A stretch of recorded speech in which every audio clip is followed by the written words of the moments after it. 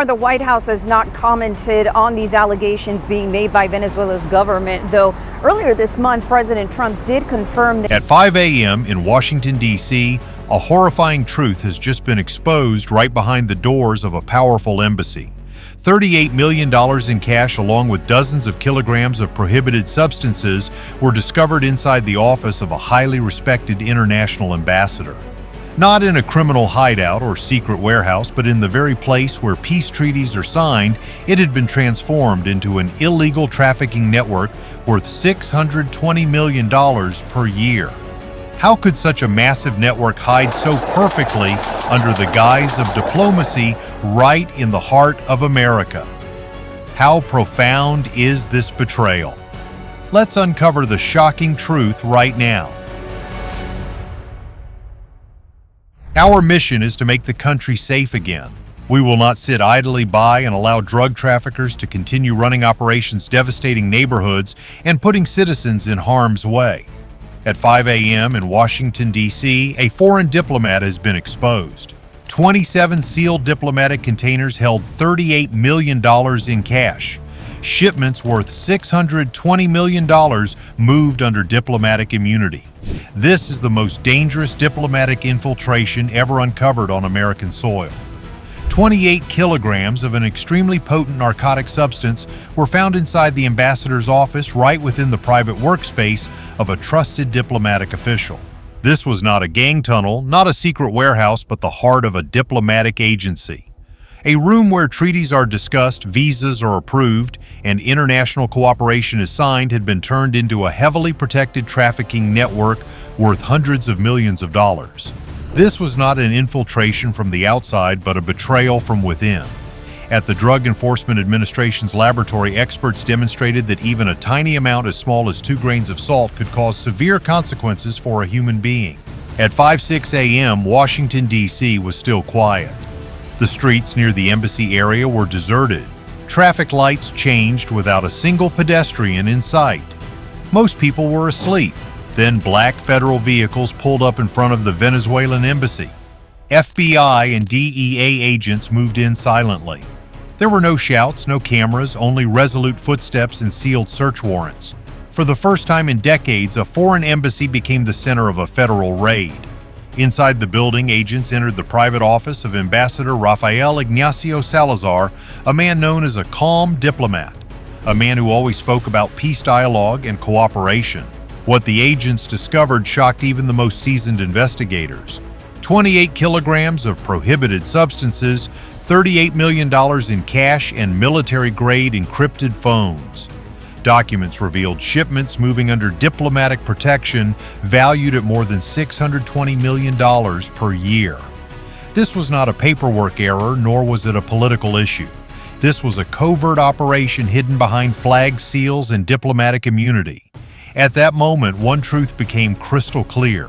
The danger was not from the outside, it was sitting quietly inside a diplomatic office in Washington.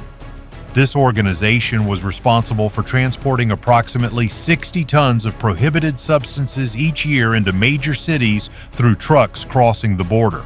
To make it easier to visualize, 60 tons is equivalent to the weight of 40 standard automobiles. That is the volume of prohibited substances they have been bringing into our country each year. The arrest inside the embassy is only the beginning. When federal analysts opened Ambassador Rafael Ignacio Salazar's files, they expected to find hidden messages and secret contacts. What they discovered was far worse and far more organized. For many years, Salazar had lived a double life. In public, he was a courteous diplomat. He had appeared on television more than 180 times, calmly discussing peace relief efforts and cooperation between nations. He shook hands, smiled for the cameras, and spoke softly. But behind closed doors, the records told a different story.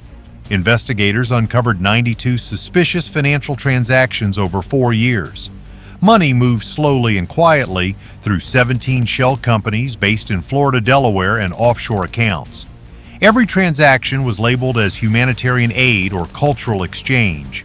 None of them were what they claimed to be.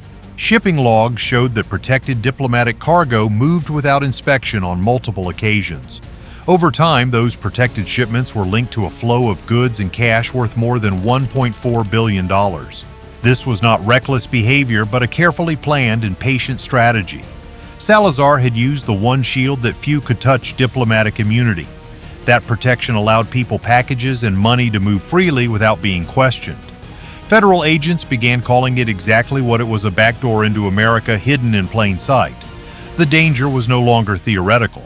Analysts warned that once a foreign mission was exploited in this way, it would become a weaponized system. And systems do not collapse on their own. They only fail when someone finally observes closely enough. By the end of the week, one conclusion was inescapable. This was not the work of a single individual acting alone.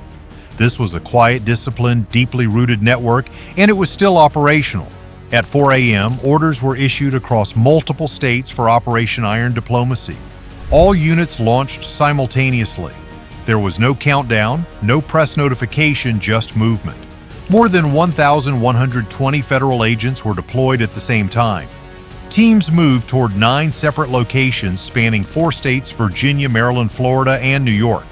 Every target shared one common thread: each site was connected to the protected supply chain of the embassy. In Northern Virginia, armored vehicles came to a stop outside a fortified diplomatic storage warehouse. The building appeared completely ordinary, with clean walls and no signage, but inside the silence was shattered almost immediately. As agents breached the steel doors, confrontations erupted from behind stacks of cargo crates. The agents quickly gained the upper hand and forced the resisting individuals to retreat. After 23 minutes, the building was fully under control. Inside were sealed containers concealing hundreds of kilograms of prohibited substances. At the port of Baltimore, another team intercepted a late-night shipment listed as medical relief equipment. The paperwork was flawless, but the contents were anything but. Hidden beneath the shipments were weapons cache and tracking devices used to coordinate distribution across the East Coast. In Miami, federal teams surrounded a high-rise apartment being used as a financial operations center. As agents moved in, suspects attempted to destroy hard drives and phones. One tried to flee down the stairwell but was quickly cornered and apprehended. In Virginia, a law enforcement officer was injured during a confrontation at the warehouse but remained calm and composed. By the time the sun rose, the scale of the operation had become undeniable. 3.8 tons of prohibited substances were seized. 412 weapons were recovered and 286 suspects were arrested. More importantly, the routes have been shut down. The protected corridors have vanished. The flow has stopped. For years, this network had hidden behind paperwork and privileges. That morning, it faced something far stronger: coordination, discipline, and law enforcement acting as one unified force. This was not chaos, it was control. As the sun rose across Washington, the embassy doors remained sealed. Across 4 states, phones stopped ringing. Vehicles were abandoned and accounts faded into darkness. The message was unmistakable. Diplomatic protection has ended, and the system built to hide in the shadows has been dragged into the light. The political shockwave that followed the operation was no less significant than the action itself. By the time the sun rose, the raids had transformed from a simple law enforcement operation into a full-blown political earthquake. Inside, the U.S. Department of State emergency meetings were convened, phones rang non-stop, and advisors moved swiftly between rooms. The message was clear: this was no longer just a criminal case, but a diplomatic crisis. Within 72 hours, the Venezuelan government issued multiple official protests accusing the U.S. of violating diplomatic norms and demanding explanations. Venezuelan officials in Caracas labeled the operation a hostile act, throwing U.S.-Venezuelan relations into turmoil. The diplomatic ramifications were felt worldwide as international opinion became sharply divided over the legality and geopolitical consequences of such an unprecedented action, which challenged long-standing norms governing foreign relations. What began as a law enforcement mission had escalated into a major global flashpoint, threatening to reshape the boundaries of diplomatic immunity and sovereignty.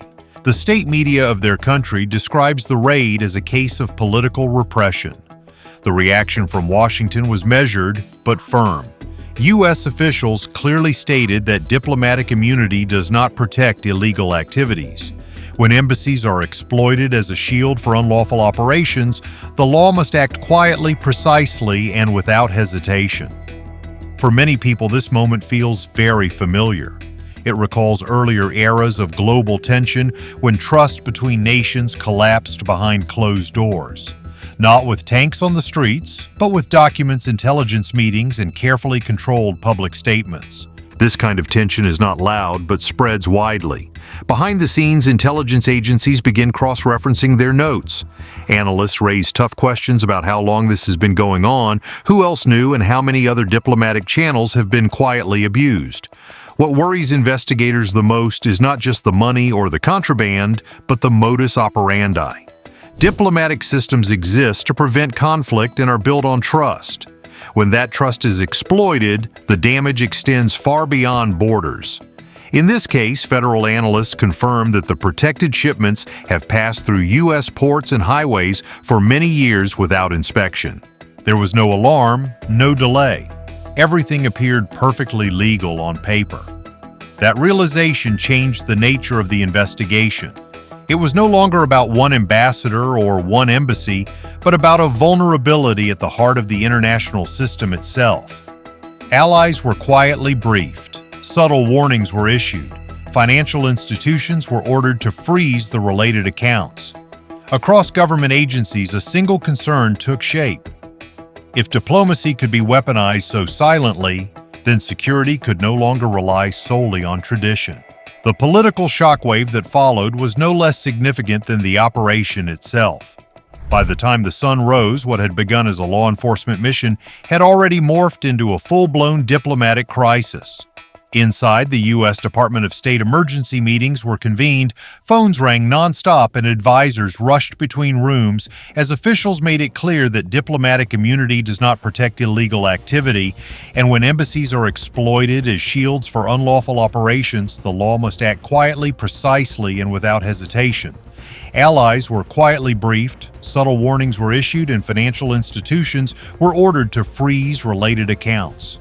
The relationship between the United States and Venezuela entered its most fragile phase in decades, with negotiations stalling and communication channels narrowing. Once damaged, trust becomes difficult to restore.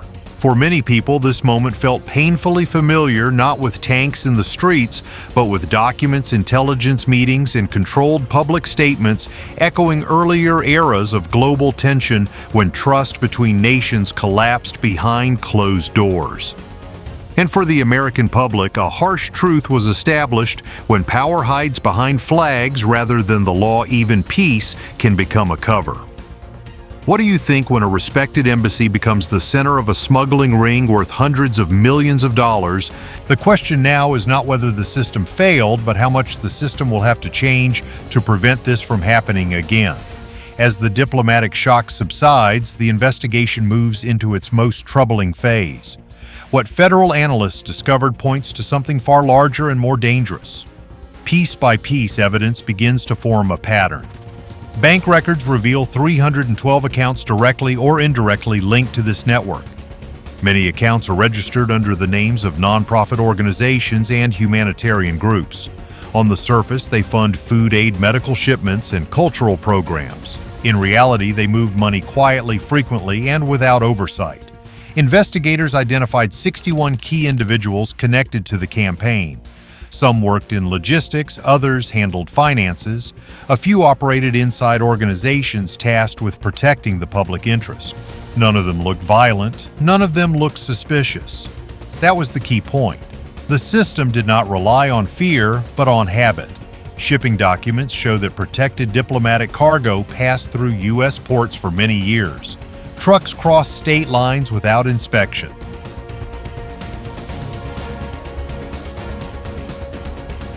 The warehouses operated under legal immunities. Everything complied with the rules except the truth. The numbers are impossible to ignore. In one decade, analysts have linked this network's supply chains to tens of thousands of cases of health harm across multiple states. Hospitals had seen the damage long before investigators identified the cause. Families endured losses without ever knowing the origin of the poison that had infiltrated the country. For those who have lived through many eras, this realization is deeply painful. Many remember a time when official seals meant safety, when paperwork meant order, when institutions were trusted because they were built to serve.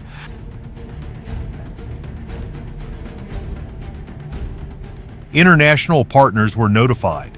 The flow of money slowed and then stopped completely. According to conservative estimates, more than $1.9 billion in illegal revenue was cut off in just a few weeks. But the damage cannot be easily reversed. Trust does not return when accounts are frozen. Lives are not restored when warehouses are sealed. The affected communities watched the hearings in silence, not anger or surprise, but acknowledgement. They had felt the consequences long before the cause was named.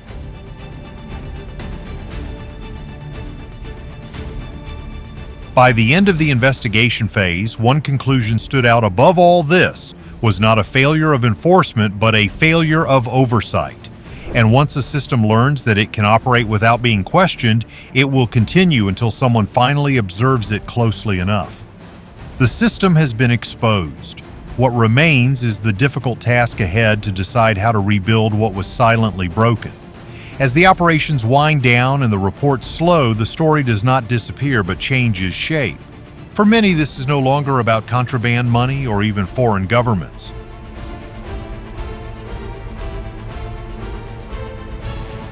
It becomes a question of trust, who deserves it and how easily it can be abused. Diplomacy was created to prevent conflict. Flags, seals, and immunities exist so that nations can talk instead of confront. But this case has revealed what happens when those protections are turned into shields for crime. When that line is crossed, diplomacy is no longer a bridge, but becomes a hiding place. Federal leaders spoke carefully. There were no victory speeches, no celebrations, only statements about accountability.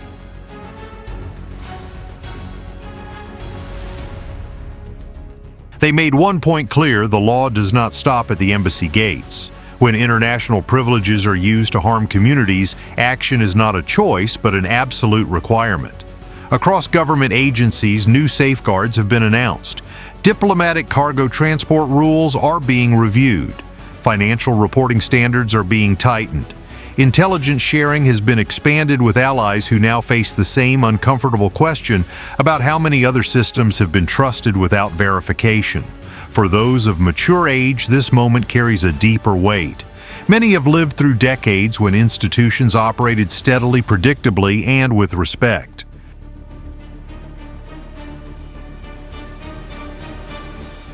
Witnessing that trust being shaken does not provoke outrage, but reflection. The communities most heavily affected do not demand revenge, they demand honesty. They want to know how suffering could spread so quietly, how paperwork could transport poison, and how authorities could fail without any alarms sounding. At the same time, another truth remains firm: the system did not collapse but responded. Agents acted before dawn.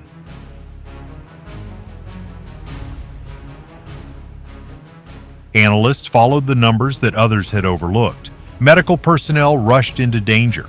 Investigators remained patient as answers came slowly. Some were injured, but none stepped back. They did not act for attention. They acted because that is what a shield must do. According to the final figures, $1.9 billion in illegal revenue was cut off. Hundreds of accounts were frozen. Multiple international investigations were launched. The damage cannot be erased, but further loss has been prevented.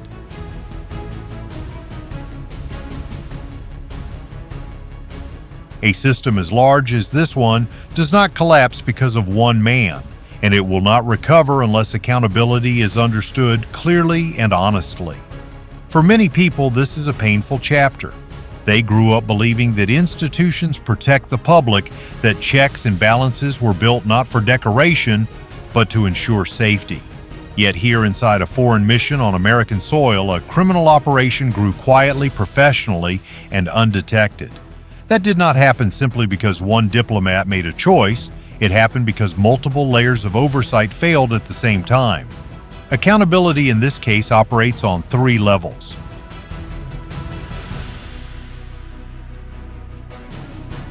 The first level belongs to the individual who abused diplomatic privileges. Ambassador Salazar used immunity not as a protection, but as a disguise. His actions were intentional, sophisticated, and long-term. His choices led to consequences measured not just in money, but in harm to families across the country. Personal accountability begins there at the point where duty was replaced by greed and loyalty was replaced by malice. But that is only the beginning.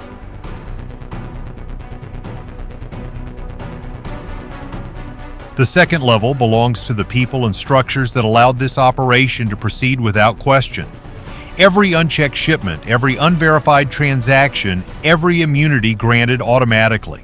All of it points to a system that assumed diplomacy is always conducted in good faith.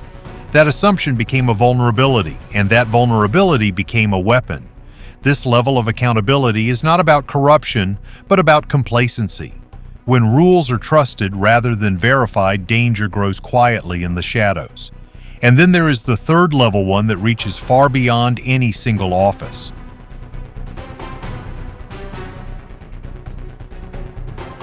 The deepest lesson from this shocking story is the need for vigilance toward values we take for granted. We often place absolute trust in symbols of power and privilege, forgetting that complacency is the greatest vulnerability for evil to take root. The events remind us that trust can never be separated from oversight and accountability.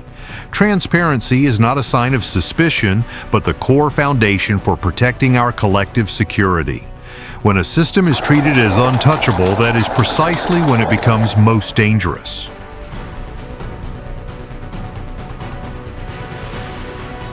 When the embassy doors are sealed, we realize that danger doesn't always come from the outside. It can hide within the very systems we trust the most. $1.9 billion frozen and hundreds of suspects arrested are just the surface of a profound breach of trust. Should diplomatic privileges remain an absolute shield, or is it time for stricter oversight to protect our communities? What do you think about this shocking case? Please leave your thoughts in the comments so we can discuss together. And don't forget to subscribe so you don't miss the next truths brought to light.